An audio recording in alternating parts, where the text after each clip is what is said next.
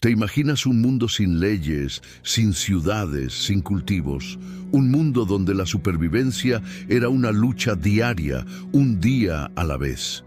Esta es la historia de cómo lo imposible se hizo realidad, de cómo un puñado de humanos en los fértiles valles de Mesopotamia y a orillas del majestuoso Nilo se atrevieron a domesticar la naturaleza y, sin saberlo, desencadenaron la mayor revolución de la historia, el nacimiento de la civilización. ¿Estás listo para un viaje alucinante a los orígenes de todo lo que conocemos? Nuestra propia historia, la historia de la humanidad, empezó hace muchísimo tiempo. Si pudiéramos rebobinar el reloj cósmico, hace unos 6 millones de años, veríamos aparecer a los primeros homínidos, esa gran familia de primates que nos incluye. Demos un salto gigante hasta hace 1.900.000 años. Ahí nos encontramos con el Homo erectus, el primer explorador de nuestra estirpe, la primera especie en atreverse a salir de África y colonizar otras partes del mundo. Sus cerebros ya eran más grandes que los de sus ancestros, un primer destello de lo que estaba por venir. Avancemos un poco más, hasta hace unos 400.000 años. Aparecen los neandertales.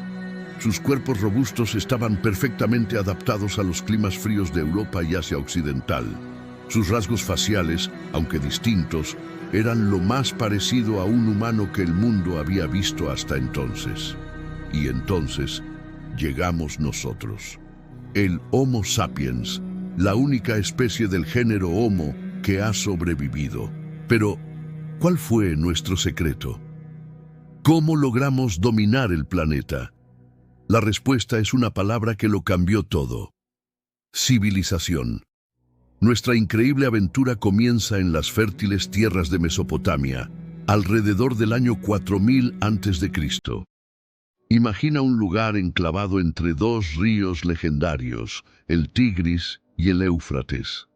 Allí, en la ciudad sumeria de Uruk, algo extraordinario estaba sucediendo. En lugar de pasar sus días cazando y recolectando, como nuestros antepasados nómadas, los habitantes de Uruk descubrieron cómo cultivar cereales como el trigo y la cebada. Fue un cambio de juego total. Claro que no fue fácil. Convertir esos granos duros en algo comestible requería un trabajo tremendo.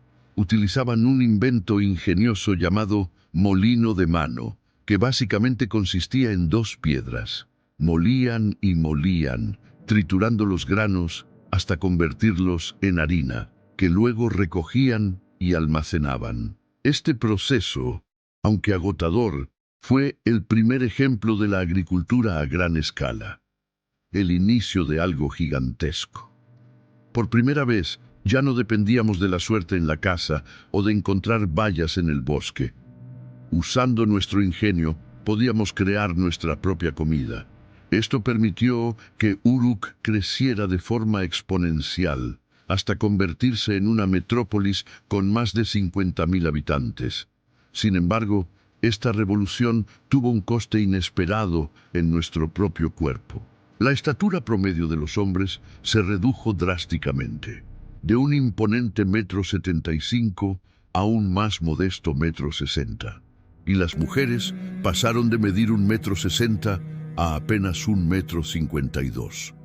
Dejamos de ser los superatletas cazadores-recolectores para convertirnos en granjeros, más pequeños y menos robustos. La vida sedentaria también cambió la esencia misma de lo que significaba ser humano. Avanzamos hasta principios del año 3000 a.C. Según la leyenda, un rey llamado Gilgamesh comenzó su épico reinado en Sumeria, pero el poder es efímero. Hacia finales de ese mismo milenio, los acadios, liderados por el formidable Sargón el Grande, conquistaron toda Sumeria, creando uno de los primeros grandes imperios de la historia. Mientras tanto, a miles de kilómetros, en el Valle del Indo, en lo que hoy es Pakistán, otra gran civilización florecía entre el 3300 y el 1300 a.C. y destacaron por algo que hoy damos por sentado: pero que en su día fue una maravilla de la ingeniería. Un sistema avanzado de saneamiento.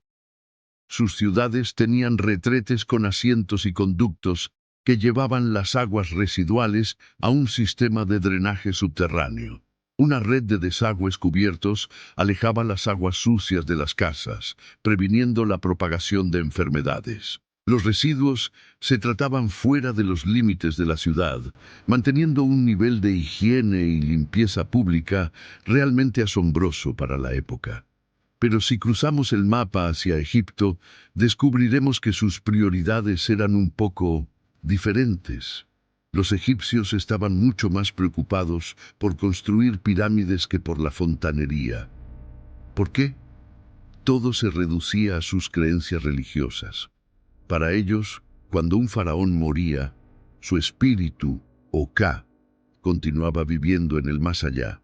Allí seguiría gobernando eternamente, venerado por los vivos.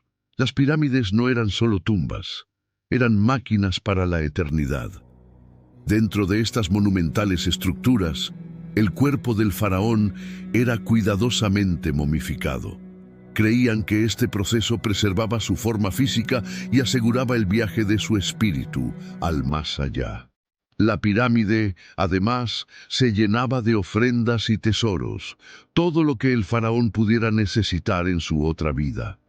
Todos los faraones anhelaban la inmortalidad, querían ser adorados para siempre. Por eso, construir su propia pirámide era la máxima prioridad. Todo comenzó con el faraón Sóser, que construyó la famosa pirámide escalonada de Saqqara. Le siguió Sneferu, un auténtico constructor en serie, que nos dejó la pirámide acodada y la pirámide roja. Y entonces llegó el faraón Keops, quien, durante 20 años de trabajo intensivo, erigió la gran pirámide de Giza, una de las maravillas del mundo antiguo que todavía hoy nos deja sin aliento. Después, los faraones Kefren y Miserinos añadieron la segunda y tercera pirámides al icónico paisaje de Giza.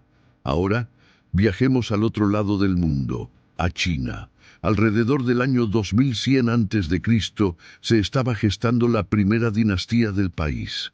Al igual que en Mesopotamia, los antiguos chinos dependían de la agricultura, cultivando arroz, trigo y mijo.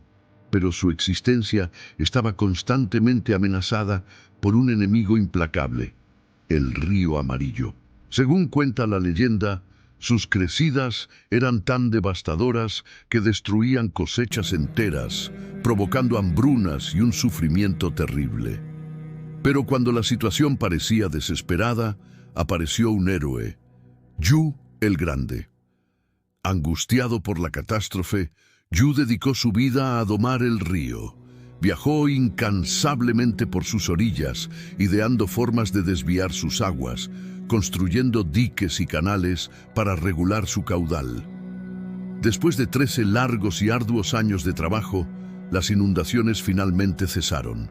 La gente, llena de alegría y gratitud, aclamó a Yu como su salvador, y así, según la tradición, comenzó la primera dinastía de China, la dinastía Xia, con Yu como su primer emperador.